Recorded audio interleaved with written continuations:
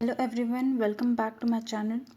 Today we are going to start this topic of topography of scapular region.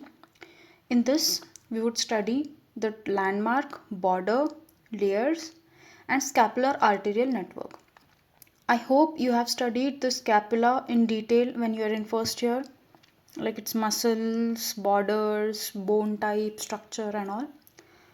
In this we were going to be in a short. So landmarks. First landmark is the acromion.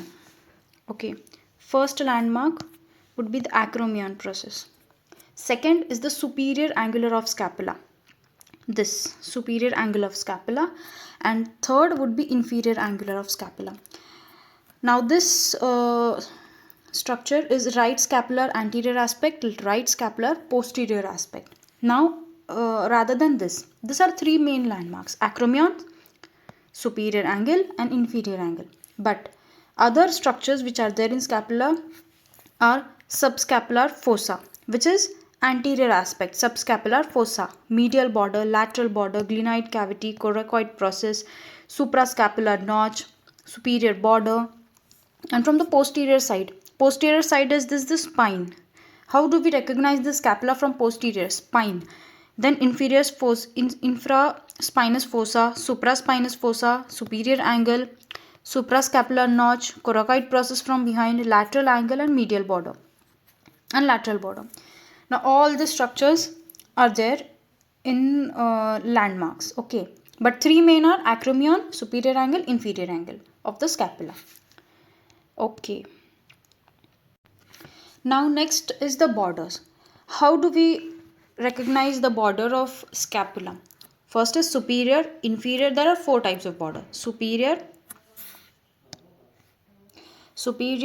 inferior, lateral and medial. Okay. Now how do we recognize the superior? Horizontal line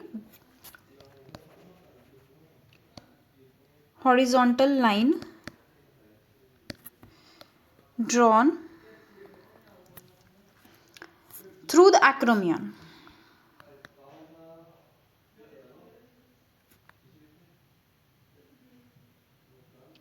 Okay, at the level of the seven cervical vertebrae, horizontal line drawn through the acromion. Now see here, this is the acromion, is the horizontal line drawn to the seven cervical. Here would be the seven cervical vertebrae. This is the superior line, superior border.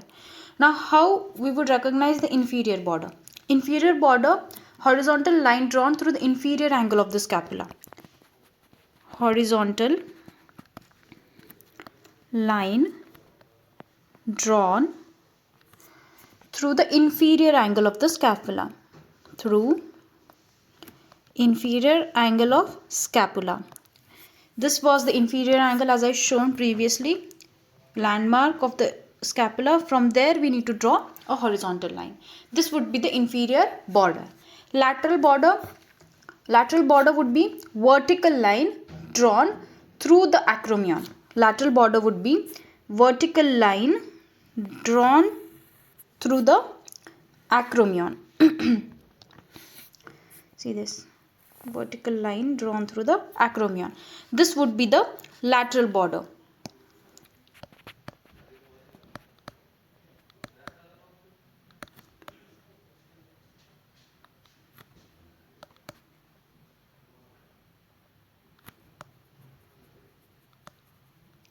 Now the fourth one is the medial margin of the scapula. There is no need to be that much of scientist brain. Medial border, we studied superior, inferior, lateral. From that we know how do we recognize the medial margin of the scapula.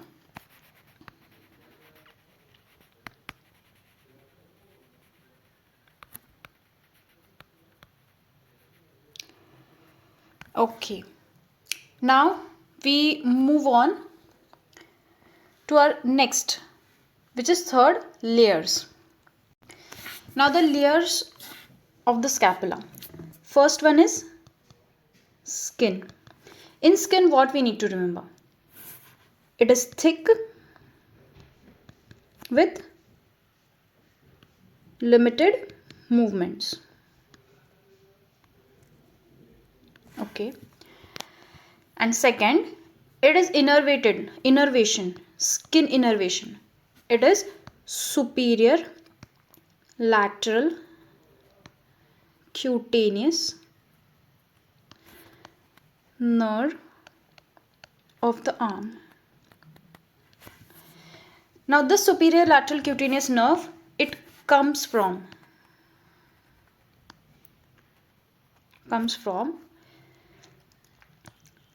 lateral supraclavicular nerve, which is dorsal rami of upper thoracic nerve. Okay. Now first was skin. Now second is subcutaneous.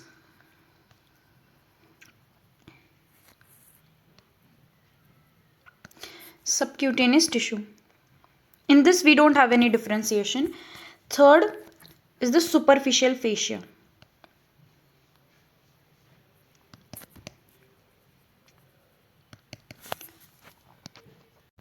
Now in this superficial fascia, the superficial fascia is dense. Okay. It contains fibrous tissue. Fibrous tissue which connect the subcutaneous tissue and fix to the skin. Which connects the subcutaneous tissue and fixes to the skin. And that is why skin has a limited movement. Okay. This fibrous tissue connects with the skin. And that is why skin has limited movements. Okay. And the last is deep fascia. Okay. In this deep fascia, there are two layers. Superficial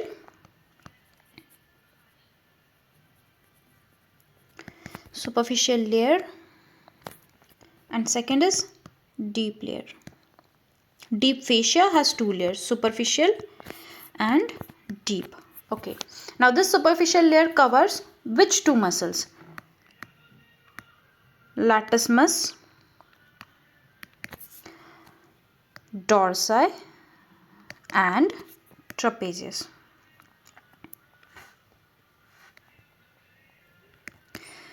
Deep fascia has two layers, superficial and deep. Superficial layer covers two muscles, latissimus dorsi and trapezius muscles.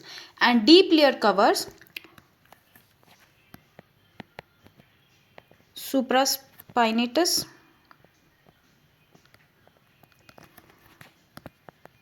infraspinatus,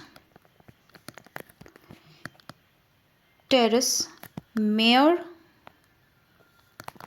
and teres minor. All these muscles are covered by deep fascia. Deep layer, which is second layer of deep fascia. Okay. Now before moving on to the anastomosis of the scapula, we would study few movements of the scapula, like which muscle will perform which action, and through that our body would how it would help our body to do various actions like protraction, retraction, elevation, depression, medial rotation, lateral rotation. Okay. Now protraction. This protraction is done by pectoralis minor and serratus anterior. Pectoralis minor and serratus anterior. This helps the scapula to do protraction. Now retraction. Retraction is done by rhomboid major, rhomboid minor and medial fibers of trapezius muscles. Elevation. Elevation of the scapula is done by levator scapulae and upper fibers of the trapezius muscles. Depression. Depression of the scapula is done by trapezius of the lower fibers, latissimus dorsi, and weight of the limb. Obviously, depression is done because of the weight of the limb also. And medial rotation. Medial rotation is done by levator scapulae, rhomboid minor, rhomboid major. And lateral rotation is done by upper fibers of the trapezius muscle, lower fibers of the trapezius muscle, and serratus anterior. Okay. Now this would help to know how the muscle is attached, how the movement is done. So if you have learned the muscles, its origin, insertion, you would imagine and you would see how these movements are done and how the muscle movement is happening. Okay. Now we move on to the another topic, which is scapular arterial network. Okay, anastomosis around the scapula. Now anastomosis around the scapula, it is in three fossa. Okay, supraspinous fossa, infraspinous fossa, and subscapular fossa. Okay, supraspinous, infraspinous, and subscapular.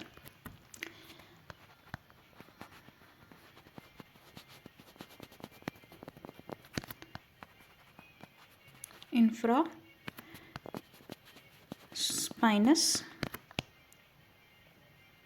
subscapular. Now, which are the arterial networks which takes place in this anastomosis? Okay, now first, suprascapular artery. This suprascapular artery. Now from where does this suprascapular artery comes? It is a branch of thyrocervical trunk of first part of subclavian artery. Okay, the suprascapular artery comes from thyrocervical trunk of first part of subclavian artery. When I would take the arterial network of subclavian artery and then the brachial artery, axillary artery, all these arteries, when I will take, that time you would understand. But for now, just remember. Okay, suprascapular artery is the first artery which comes from thyrocervical trunk of the first part of subclavian artery. Now next is dorsal scapular artery. Okay. Now this dorsal scapular artery or deep branch of transverse cervical artery, it also comes from thyrocervical trunk of first part of subclavian artery. Now this two would come and make anastomosis here. See here.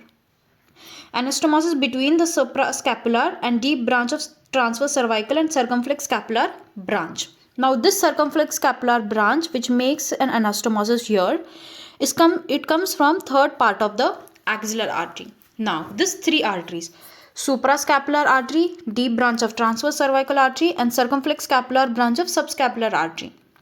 These three arteries, two comes from thyrocervical trunk of first part of subclavian artery, and second comes from third part of axillary artery. Now this makes an anastomosis here. Okay. Now next, acromion process with the thoracoacromial artery from the second part of axillary artery. Okay. And posterior circumflex humeral artery. Okay, it joins here. Now, to provide a collateral circulation when the subclavian artery or axillary artery is blocked and to help preserve the upper limb during injury. Now, why this anastomosis takes place? There is a collateral circulation. Whenever there is an injury, there should be another blood supply which should protect the tissue from getting damaged or necrosis. Okay. So, this collateral circulation is there between subclavian artery or axillary artery, which is important when there is an upper limb injury. Okay, now anastomosis over the acromion. Acromial branch, as I said, of the suprascapular artery, which comes from the thyrocervical artery of the subclavian artery. Okay, and second is the acromion branch of the posterior circumflex humeral artery. This true. It creates anastomosis over the acromion. Fine. Now this were the anastomosis of the scapula. Once again we would revise it for clear understanding. Okay. There are three arteries: suprascapular, deep branch of transverse cervical, and circumflex scapular branch of subscapular artery. Okay. Don't worry. I would teach you this artery when the artery topic would come, so you won't get any confusion. Now this suprascapular artery and deep branch of transverse cervical artery, it comes from thyrocervical trunk of first part of subclavian artery, and circumflex scapular branch of subscapular artery, it comes from third part of axillary artery. So this makes anastomosis here